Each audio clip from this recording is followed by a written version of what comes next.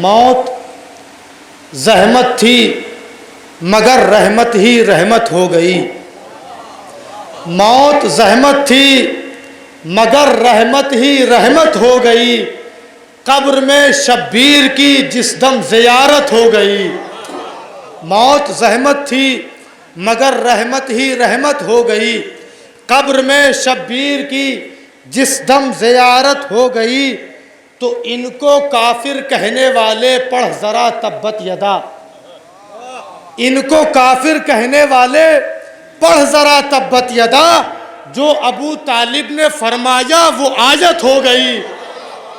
ان کو کافر کہنے والے پڑھ ذرا تبت یدا، جو ابو طالب نے فرمایا وہ آیت ہو گئی، تو حافظ قرآن درباروں میں بیٹھے رہ گئے، حافظ قرآن درباروں میں بیٹھے رہ گئے، حافظ قرآن درباروں میں بیٹھے رہ گئے، نوک نیزہ پر کٹے سر سے تلاوت ہو گئی، حافظ قرآن درباروں میں بیٹھے رہ گئے، حافظ قرآن درباروں میں بیٹھے رہ گئے، نوک نیزہ پر کٹے سر سے تلاوت ہو گئی، نوک نیزہ پر کٹے سر سے تلاوت ہو گئی۔ تو آج کل آپ دیکھتے ہیں کہ چند اردو کی کتابیں ڈھنگ سے نہ پڑھ پانے والے افراد مرجعیت کے خلاف اپنی آواز بلند کرتے ہیں، جبکہ اگر آپ ان کو پنجم کی اردو ریڈر دے دی جائے اگر ان کو، تو یقیناً وہ قاعدے سے اس کا املا بھی نہیں لکھ پائیں گے، لیکن آج ان کی اوقات اتنی بڑھ گئی ہے کہ وہ مراجع اعظام کے خلاف اپنی آواز بلند کر رہے ہیں۔ تو کس لیے تو بولتا ہے مرجعیت کے خلاف؟ کس لیے تو بولتا ہے مرجعیت کے خلاف؟ کیا یزید وقت کے ہاتھوں پہ بیعت ہو گئی؟